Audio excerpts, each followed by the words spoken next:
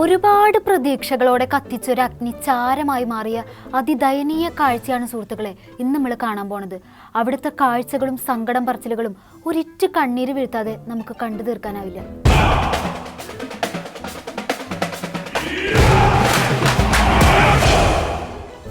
കേരള രാഷ്ട്രീയത്തിന്റെ ചരിത്രത്തിൽ തങ്കലിപികളാൽ അടയാളപ്പെടുത്താൻ കഴിയുന്ന ഒരു പ്രതിഷേധവുമായി കോൺഗ്രസ് രംഗത്തിറങ്ങി. ആളിക്കത്തുന്ന ഒരു അഗ്നിയല്ലേ പിന്നീട് കേരളം കണ്ടത്. സമരാഗ്നിയിൽ ഒരു തീപ്പന്തം ഞങ്ങൾ നാട്ടിലെ ജനങ്ങളുടെ കയ്യിലേക്ക് എത്തിച്ചിട്ടുണ്ട്. ഹൃദയത്തിൽ കത്തിജ്വലിക്കുന്ന ഒരു സന്ദേശമുണ്ട്. ആ സന്ദേശം രണ്ട് രാഷ്ട്രീയ ശക്തികളെ തകർക്കാൻ ഇന്ത്യൻ നാഷണൽ കോൺഗ്രസിന് കരുത്ത് പകരുക എന്ന സന്ദേശമാണ്. കോൺഗ്രസ് കൊളുത്തിയ ആ അഗ്നിയിൽ കേരളത്തിലെ ഭരണപക്ഷം വെന്ത് വെണ്ണീറാവുന്ന നേതാക്കൾ ഉറക്കെ പ്രഖ്യാപിച്ചു. പിന്നീട് നടന്നത് എന്താണ് കണ്ടാൽ നിങ്ങൾ ഞെട്ടും. ഇങ്ങനെയൊക്കെ ചെയ്യാവോ, ഇങ്ങനെയൊക്കെ ചെയ്യാവോ, ഇങ്ങനെയൊക്കെ ചെയ്യാവോ, ഇങ്ങനെയൊക്കെ ചെയ്യാവോ. സമരാഗ്നി ചെറുതായി ഒന്ന് അണഞ്ഞു പോയാൽ പ്രശ്നമുണ്ടോ? ഒരു പ്രസംഗത്തിന് ഞാനില്ല, കളം കാലിയായി. എനിക്ക് നിങ്ങളോടൊരു അപേക്ഷയുണ്ട്. നമ്മൾ വലിയ കെട്ടിഘോഷിച്ചിട്ട് വലിയ സമ്മേളനങ്ങൾ നടത്തും. ആ സമ്മേളനങ്ങളിൽ രണ്ടാള് പ്രസംഗിച്ച് കഴിയുമ്പോഴത്തേക്ക് ആള് പോകാൻ തുടങ്ങും. കറിയല്ലേ സുധാകരൻജി, നമുക്ക് വേറെ എന്തെങ്കിലും വഴി നോക്കാം. എന്ത് ചെയ്യാനാ, നമ്മൾ പരിപാടി നടത്തിയിട്ട് നമ്മുടെ പരിപാടിയിൽ നമ്മുടെ ആൾക്കാർ തന്നെ ഇരിക്കാത്തത് നമ്മുടെ ഒരു ശാപമായി പോയി. നമുക്ക് അതിൽ എന്ത് ചെയ്യാൻ പറ്റും? നേരത്തെ ഈ കസേരയെല്ലാം കാലിയാ. എന്തിനാ ഇത്രയും വലിയൊരു പൊതുയോഗം, ഇത്ര വലിയ ലക്ഷക്കണക്കിന് ഉറുപ്പിക ചെലവഴിച്ചിട്ട് ഒരു പൊതുയോഗം സംഘടിപ്പിച്ചിട്ട് അത് കേൾക്കാൻ നിങ്ങൾക്ക് മനസ്സില്ലെങ്കിൽ പിന്നെ എന്തിന് നിങ്ങൾ വരുന്നു? ഇതൊരു പാർട്ടിയല്ലേ? അത് ശരി, കാശ് ചെലവായ കാര്യം പറയുമ്പോ കയ്യടിക്കാണ് വേണ്ടത്. എങ്ങനെയും ലക്ഷക്കണക്കിന് ഉറുപ്പിക ചെലവാക്കി പരിപാടിയൊക്കെ നടത്തി ജനസാഗരം കാണിച്ച് 4 വോട്ട് പിടിക്കാന്ന് വിചാരിച്ചപ്പോ എല്ലാ എണ്ണവും പരിപാടി കാണാണ്ട് എണീറ്റ് പോയിരിക്കുന്നു. എന്ത് മനസ്സാണ് നിങ്ങളുടെയൊക്കെ. സുധാകരൻജിക്ക് നല്ലോണം നോവണുണ്ട് കേട്ടോ. ഇതിനു വേണ്ടി ഒരുപാട് ത്യാഗം സഹിച്ചിട്ടല്ലേ ഞങ്ങൾ ഇതൊക്കെ നടത്തിയിരിക്കുന്നത്. സമരാഗ്നി എന്ന് പറയുന്ന ഈ ജാഥ കേരളത്തിന്റെ രാഷ്ട്രീയ ചരിത്രത്തിൽ ആദ്യത്തേതാണെന്ന് ഓർമ്മ വേണം. നിങ്ങളൊക്കെ എന്താ വിചാരിച്ചേ? സുധാകരൻജി കഴിഞ്ഞ ദിവസം സതീശ് ചേട്ടനെ തെറി പറഞ്ഞ പോലെ പറയുന്നു. അതുകൊണ്ടാണോ പ്രസംഗം കേൾക്കണ്ടിരുന്നത്? ഹൈ ഇല്ലെന്നേ, അതൊക്കെ സുധാകരൻജി അപ്പൊ തന്നെ നിർത്തിയില്ല. ഇറങ്ങി അങ്ങനെ അങ്ങ് പോയതാണ്. നിങ്ങളെങ്കിലും വരും മേലിൽ ഇങ്ങനെ എന്തെങ്കിലും പരിപാടിക്ക് പോയാൽ, ഇപ്പൊ പോയാറു പോയി, അവർ കേൾക്കുന്നില്ലല്ലോ ഞാൻ പറയുന്നത്. നിങ്ങളോട് ഞാൻ പറയുന്നു, അവരെ വെച്ച് അവരെ കാട്ടി നിങ്ങളെങ്കിലും മേലിൽ ഇനി ഇതുപോലെ സമ്മേളനത്തിന് പോയാൽ പ്രസംഗം അവസാനിക്കുന്നത് വരെ നിങ്ങൾ പോകരുത്, ഇവിടെ ഇരിക്കണം എന്ന് ഞാൻ സ്നേഹപുരസരം എന്റെ പ്രവർത്തകരോട് ഞാൻ ആവശ്യപ്പെടുകയാണ്. ഒരു കാര്യത്തിൽ സുധാകരൻജി അഭിപ്രായം പറഞ്ഞിട്ടുണ്ടെങ്കിൽ അതിന് എതിരഭിപ്രായം പറയാൻ സതീശേട്ടൻ വരണല്ലോ. അതാണല്ലോ അതിന്റെ ഒരു നാട്ടു നടപ്പ്. വളരെ വൈകി പ്രസിഡന്റിന് ഒരു വിഷമം വന്നു പെട്ടെന്ന് പോയപ്പോൾ. പക്ഷേ പ്രസിഡന്റ് 3 മണിക്ക് കൊടും ചൂടിൽ വന്ന പാവപ്പെട്ട പ്രവർത്തകരാണ് ഇവിടെയുള്ളത്. പിന്നെ കോൺഗ്രസിനൊരു വലിയ ഗാലക്സി ഓഫ് ലീഡർഷിപ്പ് ഉണ്ട്. ഇന്നൊരു സമാപനമായപ്പോൾ എല്ലാവരും ഈ ജാഥയുടെ സമാപനത്തെ അനുഗ്രഹിക്കാൻ വന്നു. 12 പേര് പ്രസംഗിച്ചു കഴിഞ്ഞു. 13ാമതാണ് ഞാൻ പ്രസംഗിക്കുന്നത്. സ്വാഭാവികമായിട്ട് ചൂടിൽ ഇരിക്കാനൊക്കെ ആളുകൾക്ക് പാടാം. അതുകൊണ്ടാണ്. ഓ സുധാകരൻജി അവിടെയും പണി പാളിയല്ലോ. എണീറ്റ് പോയ പ്രവർത്തകരെ ചീത്ത വിളിച്ച് കയ്യടി വാങ്ങാന്ന് വിചാരിച്ചപ്പോ പ്രവർത്തകര് ഈ ചൂടിൽ നിൽക്കേണ്ടെന്ന് പറഞ്ഞ് കെയറിങ് വാരി എറിഞ്ഞ് സതീശേട്ടൻ സ്റ്റാറായി. അതും ചീറ്റിപ്പോയി. നീ എവിടെ പരിപാടി അവതരിപ്പിച്ചാലും ഇത് തന്നെയാണല്ലോ നിന്റെ വിധി. അത് പ്രസിഡന്റിന് ഒരു വിഷമം മനസ്സിൽ വേണ്ട. എത്ര നേരം എന്ന് വെച്ചാൽ 5 മണിക്കൂറായി ആളുകൾ വന്നിട്ട്. അതിനതൊരു വിഷമം വേണ്ട. നമ്മുടെ പ്രവർത്തകരല്ലേ. എന്ത് സതീശേട്ടന്റെ കത്തിക്കയറൽ അത്ര ശരിയല്ലട്ടാ. ഇതിപ്പോ കൊറേ ആയി ഞങ്ങളുടെ പ്രസിഡന്റിനെ അപമാനിക്കണു.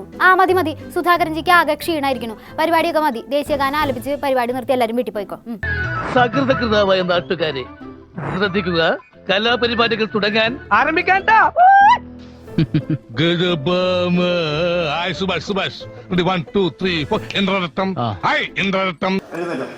ജനഗണമംഗളദായക ജയ ഹേ.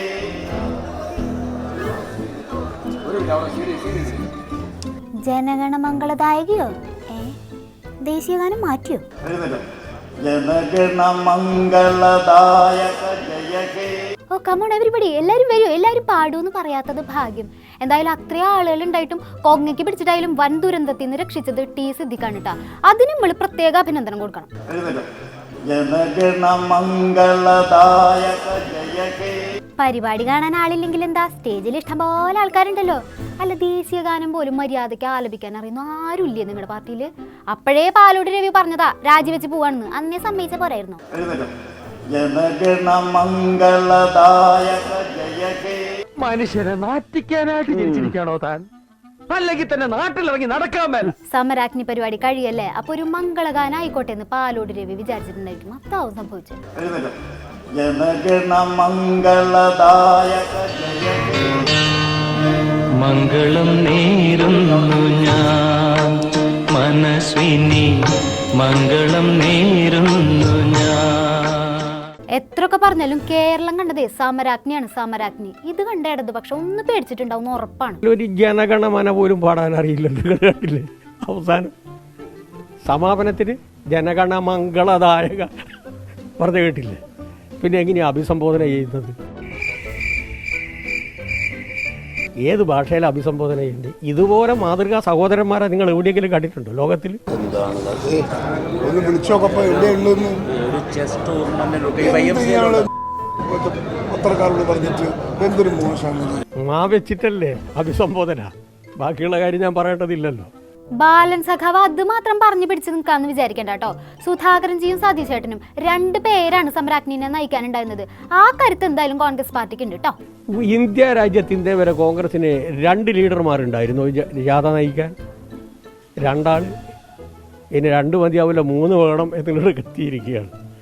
ജനങ്ങളിൽ നിന്ന് ഇത്ര പരിഹാസ്യമായ, ഒറ്റപ്പെട്ട, പുച്ഛിക്കപ്പെട്ട ഒരു കാലഘട്ടവും UDF സംബന്ധിച്ചിടത്തോളം ഉണ്ടായിരുന്നില്ല.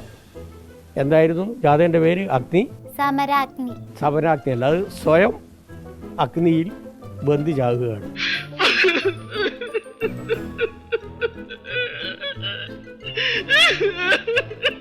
സതീഷ് ചേട്ടാ, എല്ലാവരും നമ്മളെ പരിഹസിക്കാണല്ലോ. പ്രവർത്തകരെ എണീറ്റ് പോയതിനെ സുധാകരൻജി ശകാരിച്ചപ്പോ വേദിയിൽ വെച്ച് സുധാകരൻജിക്കെതിരെ സതീഷ് ചേട്ടൻ സംസാരിക്കണമായിരുന്നോ? അതല്ലേ ഈ കളിയാക്കുന്നവർ പറയണ വേറെ കാര്യം. ഞാനത് പ്രസിഡന്റിന് വിഷമമായി.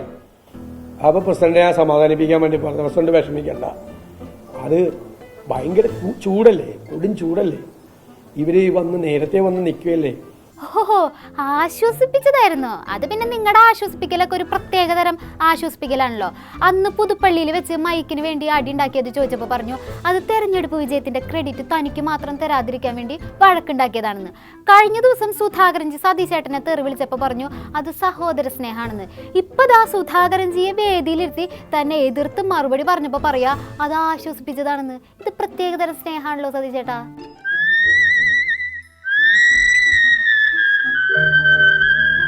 ദേശീയഗാനം തെറ്റിച്ച് പാടിയതിന് ഇനി നമ്മൾ എന്ത് പറഞ്ഞ് ന്യായീകരിക്കുമല്ലയ്യ? ഇതൊക്കെയാണ് വാർത്ത. നിങ്ങൾക്ക് ഇതിനേക്കാളൊക്കെ എത്രയോ പ്രധാനപ്പെട്ട കാര്യങ്ങൾ കേരളത്തിൽ നടക്കും. അതിൻ്റെ പുറകെ നിങ്ങൾ ഈ തെരഞ്ഞെടുപ്പ് കാലത്ത് നിങ്ങളെല്ലാം എത്രയോ യോഗങ്ങൾ അറ്റൻഡ് ചെയ്യുന്നവരാണ്. ആർക്കെങ്കിലും ഒരു സ്ലിപ്പ് വന്നെന്ന് വിചാരിച്ചിട്ട് അതാണോ ദേശീയ വാർത്ത? ദേശീയഗാനം തെറ്റിച്ച് പാടുന്നത്, അതും ഒരു കോൺഗ്രസ് നേതാവ് തെറ്റിച്ച് പാടുന്നത് സതീഷ് ചേട്ടന്റെ കണ്ണിൽ ഒരു തെറ്റല്ല. ഹേ, മനസ്സിലായോ? അങ്ങനെ 1000 കസേരകൾ സാക്ഷിയാക്കി കോൺഗ്രസിന്റെ സമരാഗ്നി പരസ്പരം തെറിവിളിക്കാതെ മൈക്ക് തട്ടിപ്പറിച്ച് മംഗളം നേർന്നുകൊണ്ട് അവസാനിപ്പിച്ചിരിക്കുകയാണ്. നേതാക്കന്മാരുടെ ഭാരം കൊണ്ട് സ്റ്റേജ് ഒടിഞ്ഞു വീഴാത്തത് ഭാഗ്യം എന്ന് സ്മരിച്ചുകൊണ്ട് ഇന്നത്തേക്ക് നിർത്തുന്നു. നന്ദി, നമസ്കാരം.